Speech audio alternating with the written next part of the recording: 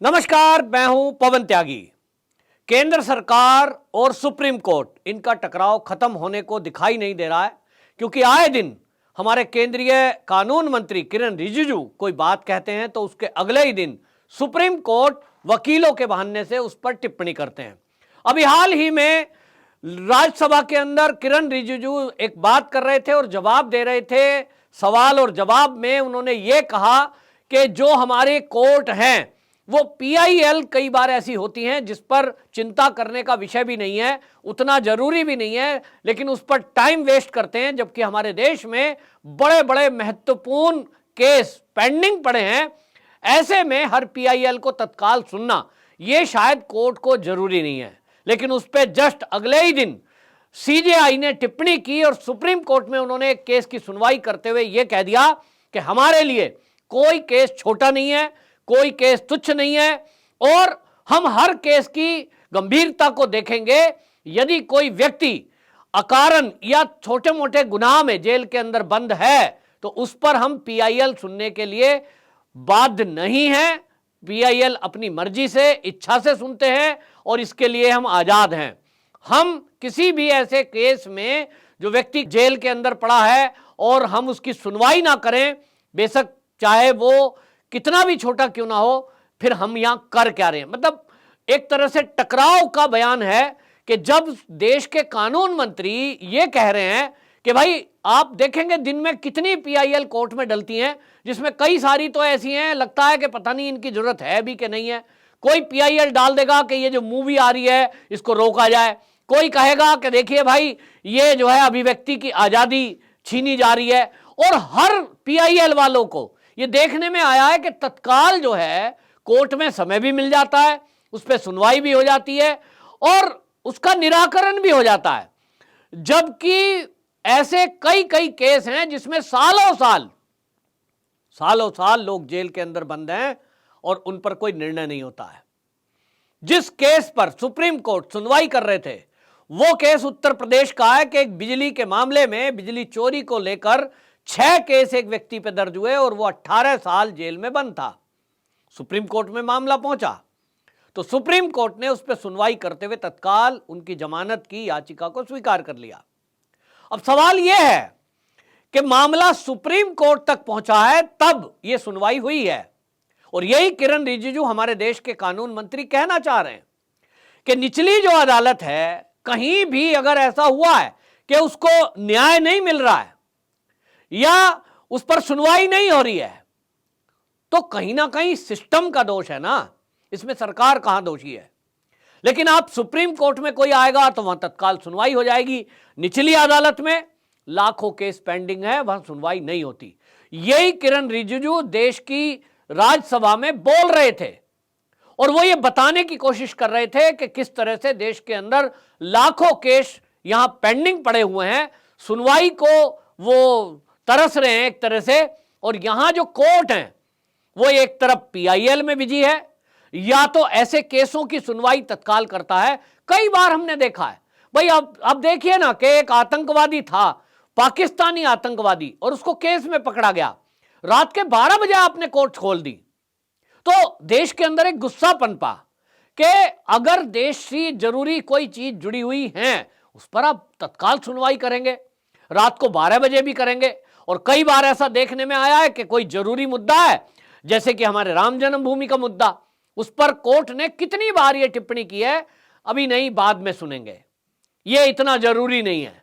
मतलब यह आपके लिए जरूरी नहीं हो सकता है लेकिन हमारे लिए जरूरी है। जिनकी आस्था का जो केंद्र है वो श्री राम भगवान है।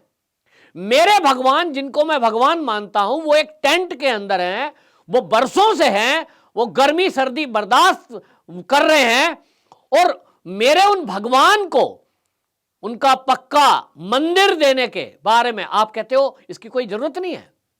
जिस तरह का भाव भगवान के प्रति होता है, मैंने कुछ भक्तों को देखा है, मेरे एक ऑफिस के पास में कुछ लोगों ने मंदिर बनाया और वहां एक मूर्ति रखी।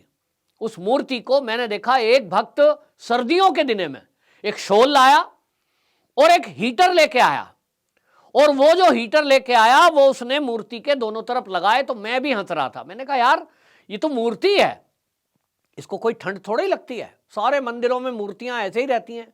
उसने कहा ये आपके लिए मूर्ति हो सकती है क्योंकि आपकी आस्था इन देवता में नहीं है, लेकिन मैं जिन्हें भगवान मानता हूं, जिनमें मेरी आस्था है, तो मैं जैसे घर में हूं सर्दियों के दिनों में रजाई ओढ़कर, कंबल ओढ़कर और हीटर के अंदर, तो मेरे भगवान को मैं ऐसे कैसे छोड़ सकता हूं। अब मुझे जब ये बात उन्होंने बोली तब मुझे समझ में आया कि मैंने गलती की इनको ऐसा बोलकर। वाकई में ये तो भाव का मामला है। अगर उनके भाव हैं कि ये जीती जागती मूर्ति, इसके अंदर प्राण है, प्राण प्रतिष्ठा हो चुकी है और ये काम करती है, मेरी दुखों को सुनती है, मेरी समस्याओं का समाधान करती है, मैं इसको सजीव मानता हूं, तो ये मेरा भाव है। और यही भाव राम जी को लेकर इस देश में करोड़ों हिंदुओं की आस्था का केंद्र था और करोड़ों हिंदुओं के अंदर था। लेकिन सुप्रीम कोर्ट हो या हाई कोर्ट, किसी ने इस पर सुनवाई की जरूरत समझी क्या? ये कह दिया साहब इसमें जल्दीबाजी क्या है, कल सुनेंगे, परसों सुनेंगे। फास्ट ट्रैक कोर्ट भी गठित की गई तो भी सालों साल सुनवाई होती रही और इधर से इधर, इधर से इधर उसको गेंद की तरह कानूनी पचड़ों में उलझाकर और सालों साल उसको उलझा के रखा गया। और इसीलिए किरण रिजिजू कह रहे थे कि बहुत सारे ऐसे मुद्दे हैं जो देश के लिए ज्वलंत हैं।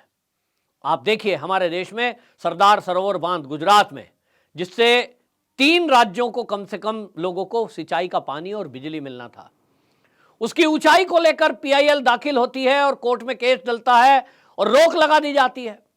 क्या यह देश की तरक्की में बाधा नहीं है? कोई आता है, उठ खड़ा होता है पर्यावरण के नाम पर, कोई उठ खड़ा होता है प्रदूषण के नाम पर, और वो किसी भी देश के जरूरी प्रोजेक्ट को रोक देता है, तो वो रोक लगवा देते हैं। आतंकवादियों के लिए जब पत्थरबाज आतंकवादियों का साथ दे रहे थे कश्मीर में, हमारी सरकार ने पैलेट गन वो लेके आए, लेकिन उस पर भी एक पीआईएल आ गई कि साहब ये तो जो है छर्रे इसमें से निकलते हैं, लोगों की आंख में लगेंगे, लोगों के शरीर में लगेंगे, ये तो अत्याचार है, उस पर रोक लगा दी जाती है। मैं उन मुद्दों पे बात नहीं कर रहा हूं, लेकिन हमारे किरण रिजिजू जिन बातों को कर रहे थे उनका मतलब ऐसी ही एप्लीकेशनों से था कि जिस पर तत्काल सुनवाई करने की शायद जरूरत नहीं है। हमारी सेना, हमारी सरकार कोई निर्णय ले रही है, वो देश हित में है, उस पर तत्काल सुनवाई के बजाय आप ये भी कर सकते हो, ठीक है आज आपने एप्लीकेशन दी है, लिस्टेड होगा और जिस क्रम में सुनवाई होनी चाहिए कि जो आज की डेट में आया है उसको पहले सुनिए, उसके बाद जो आया उसके बाद सुनिए, प्रायोरिटी तो तय करनी पड़ेगी। लेकिन यहां कोई नियम ही नहीं है, कोई पैसे वाला है, कोई ऊंची पहुंच वाला है, वो आएगा, उसकी तत्काल सेम डे उसी दिन सुनवाई हो जाएगी। गरीब आदमी है, वो सालों साल चक्कर काटता रहेगा, उसको तारीख पे तारीख मिलती जाएगी। और इस मुद्दे पर जब हमारे सरकार के नुमाइंदे वो बात नहीं करेंगे, जो चुने हुए नुमाइंदे हैं, चाहे वो राज्यसभा के मेंबर हैं, चाहे वो लोकसभा के मेंबर हैं, वो जनता के चुने हुए प्रतिनिधि हैं, जनता की आवाज वहां उठाने के लिए उनको चुनकर भेजा है जनता ने। तो अगर वहां वो बात नहीं उठाएंगे तो कहां उठाएंगे? और वो संसद के अंदर जिस बात पर जिरह कर रहे हैं उस पर क्रॉस बिल्कुल लगा दिया, क्रॉस क्वेश्चन, और सीजीआई ने टिप्पणी कर दी कि हमारे लिए तो हम बाध्य नहीं है, हमारे जो समझ में आएगा हम सुनेंगे। इसका मतलब समझ रहे हैं, सीधा सीधा टकराव ये सुप्रीम कोर्ट अब सरकार से खुलकर चाहता है। पहले फाइलों के वापसी के मुद्दे पे हुआ कि फाइल वापस कर दी गई, उस पर टकराव हुआ, उस पर फिर भेज दी गई। तो अब बात यह भी है कि क्या इस देश में जो तंत्र है वो जनता पर भारी पड़ रहा है? ये एक शब्द है, हम जनतंत्र कहते हैं ना, क्या वो हमारा जनता के द्वारा बनाई गई, मैं टैक्स देता हूं, आम जनता टैक्स देती है, उसी से कोर्ट बनी, उसी से जज नियुक्त हुए और उनकी सैलरी जाती है, और मैं चाहता हूं कि समाज के अंदर अगर 2 वर्गों में झगड़ा है तो उस पर कोई लोग बैठकर फैसला कर दें। लेकिन ये जो लोग जज बनाए गए हैं, ये अगर जनता की आवाज ना सुनकर, जनता की भावनाओं की कदर ना करके अपनी मनमर्जी चलाएंगे, तो फिर मेरे जैसा टैक्स पेयर क्यों इनको टैक्स देगा? भाई मेरी सरकार से आग्रह है, इस व्यवस्था को खत्म करे भाई, मेरा टैक्स का पैसा मेरे ही लिए दिक्कत खड़ी कर रहा है, आम आदमी परेशान है। तो जनता के चुने हुए प्रतिनिधि जो कि संसद में पहुंचते हैं, अगर आप उनकी बात नहीं मानेंगे तो फिर यह देश कैसे चलेगा? अगर कोई आईएएस आईपीएस अधिकारी ये कहें साहब हम तो आजाद हैं, हम पे कोई नेता, हम पे कोई मंत्री आदेश नहीं चला सकता, ऐसा होता है क्या? फिर कोई एक विभाग ये उस चुनी हुई सरकार से ऊपर कैसे हो सकता है? ये एक बहस का मुद्दा है। लेकिन अब जिस तरह की टिप्पणी की है, इसमें इतना तो तय है कि सरकार को सख्त कदम उठाने पड़ेंगे। ये कॉलेजियम सिस्टम से उठा बवाल, उठा विवाद, ये विवाद का अंत तुरंत सरकार को करना पड़ेगा। कोर्ट ने तो कह दिया जब तक कॉलेजियम है, कॉलेजियम से ही नियुक्तियां होंगी, जब तक कॉलेजियम है इसी से प्रमोशन होगा। तब सरकार ने एक कमेटी बनाई है, लेकिन उस कमेटी की इंप्लीमेंट कब होगी ये कौन तय करेगा? इसमें भी जनता जो कह रही है वो ये कह रही है कि इस पे सरकार को सख्त कदम उठाना पड़ेगा, वरना इसी तरह आम आदमी कोर्ट में तारीख पे भटकता रहेगा और कुछ खास लोग इन कोर्ट का इस्तेमाल करके अपने मनमर्जी के हिसाब से इस न्याय व्यवस्था को चलाते रहेंगे। आपकी क्या राय है? कमेंट बॉक्स में जरूर लिखें। वंदे मातरम।